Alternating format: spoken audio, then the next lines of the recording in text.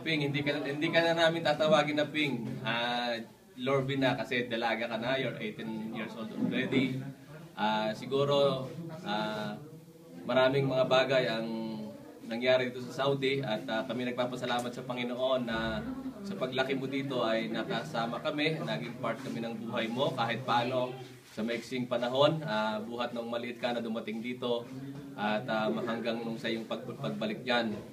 Mapalad ang magulang mo dahil lumaki ka na may takot sa Panginoon.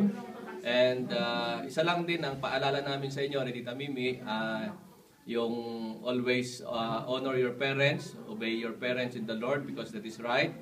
Alam namin na kapag sinunod mo yung magulang mo, i-honor ka ng Lord at you will have favor, you will have success in your life.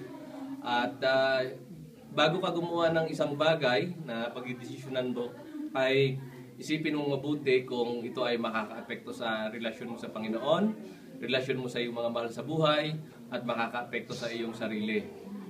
I know that yung Panginoon ay continually nag-work sa iyo, at kami naman ay patuloy din na nagpapasalamat sa Panginoon dahil God had given us the opportunity na makilala ka at makasama kahit panandalian lamang.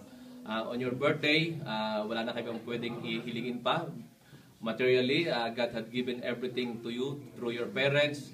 Ang ninanais na lang namin at dinidesire namin, makita ka namin na you have your own successful family, masayang pamilya on your own. And huwag mo kaming kalilimutan at hindi ka rin namin kalilimutan.